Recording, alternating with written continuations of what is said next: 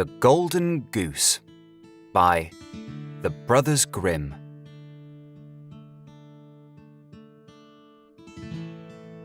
There was once a man who had 3 sons, the youngest of whom was called the Simpleton, and was despised, laughed at, and neglected on every occasion. It happened one day that the eldest son wished to go into the forest to cut wood, and before he went, his mother gave him a delicious pancake and a flask of wine, that he might not suffer from hunger or thirst.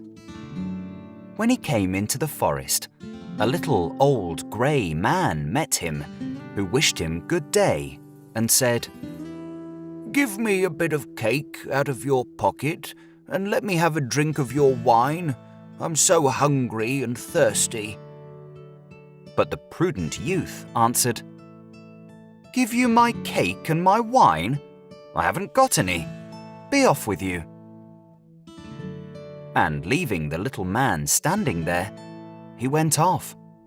Then he began to fell a tree, but he had not been at it long before he made a wrong stroke, and the hatchet hit him in the arm, so that he was obliged to go home and get it bound up. That was what came of the little grey man. Afterwards, the second son went into the wood, and the mother gave to him, as to the eldest, a pancake and a flask of wine. The little old grey man met him also, and begged for a little bit of cake and a drink of wine. But the second son spoke out plainly, saying, "What I give you I lose myself, so be off with you." And leaving the little man standing there, he went off. The punishment followed. As he was chopping away at the tree, he hit himself in the leg so severely that he had to be carried home.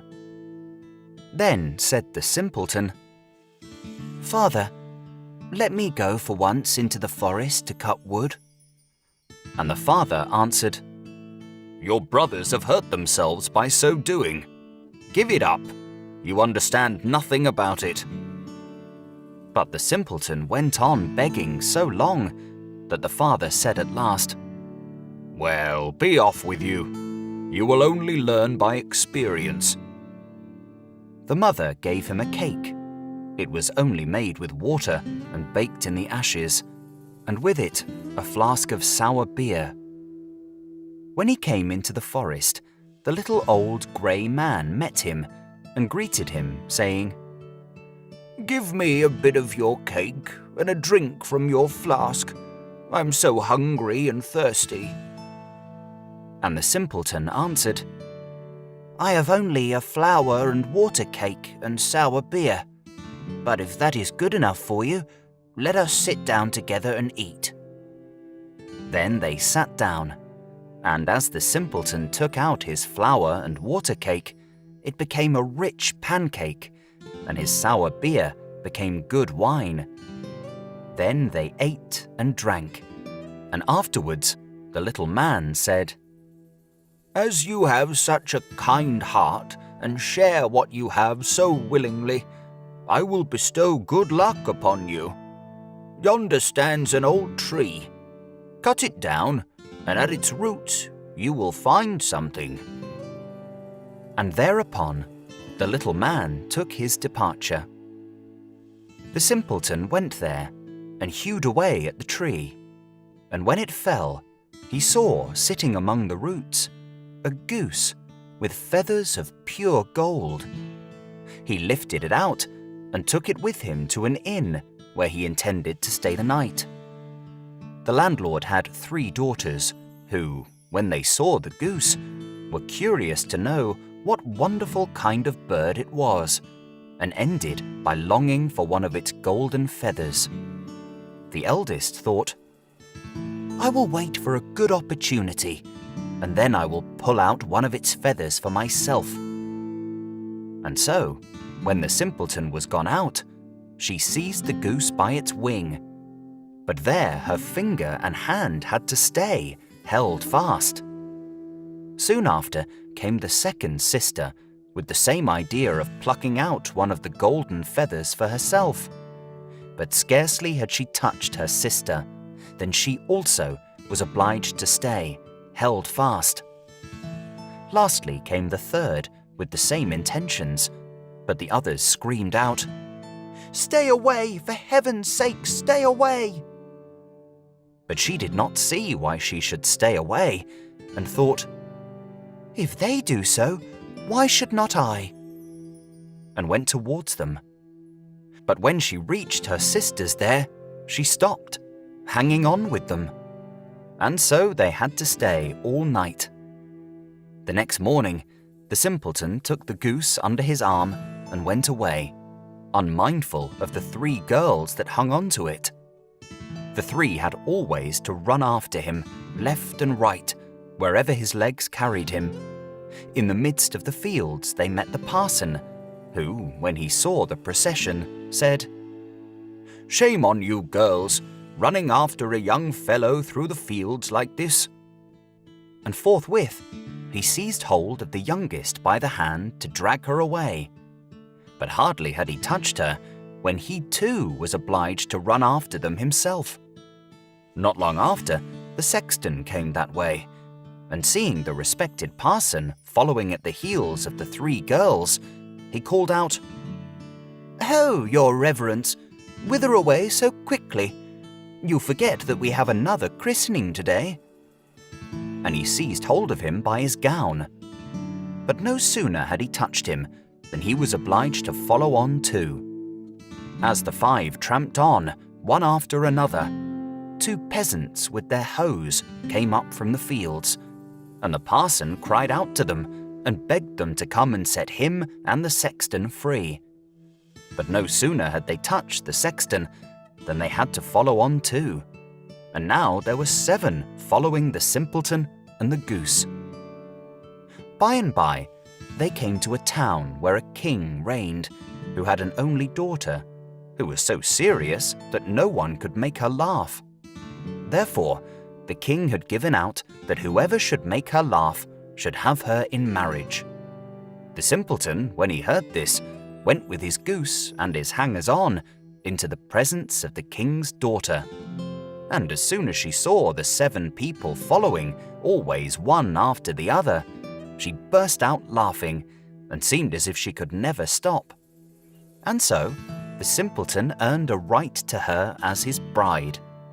But the king did not like him for a son-in-law and made all kinds of objections, and said he must first bring a man who could drink up a whole cellar of wine.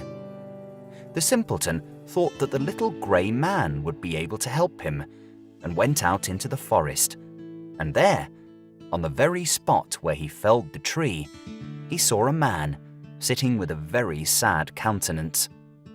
The simpleton asked him what was the matter, and he answered, "I have a great thirst, which I cannot quench. Cold water does not agree with me. I have indeed drunk up a whole cask of wine, but what good is a drop like that?" Then said the simpleton, "I can help you. Only come with me, and you shall have enough." He took him straight to the king's cellar, and the man sat himself down before the big vats, and drank and drank. And before a day was over, he had drunk up the whole cellar full.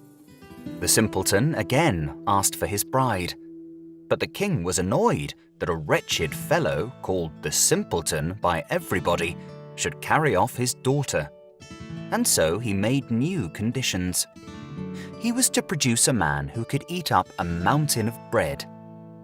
The simpleton did not hesitate long, but ran quickly off to the forest, and there, in the same place, sat a man who had fastened a strap round his body, making a very piteous face, and saying, "I have eaten a whole bakehouse full of rolls, but what is the use of that when one is so hungry as I am? My stomach feels quite empty, and I am obliged to strap myself together that I may not die of hunger." The simpleton was quite glad of this, and said, "Get up quickly and come along with me, and you shall have enough to eat." He led him straight to the king's courtyard, where all the meal in the kingdom had been collected and baked into a mountain of bread. The man out of the forest settled himself down before it and hastened to eat. And in one day, the whole mountain had disappeared. Then the simpleton asked for his bride the third time.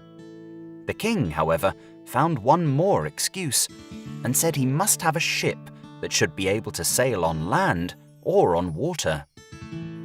"So soon," said he, "as you come sailing along with it, you shall have my daughter for your wife." The simpleton went straight to the forest, and there sat the little old grey man with whom he had shared his cake, and he said, "I have eaten for you, and I have drunk for you. I will also give you the ship, and all because you were kind to me at the first." Then he gave him the ship that could sail on land and on water. And when the king saw it, he knew he could no longer withhold his daughter.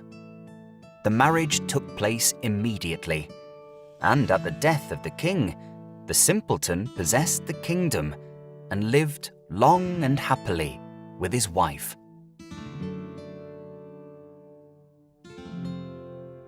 Thank you for listening to The Golden Goose by the Brothers Grimm.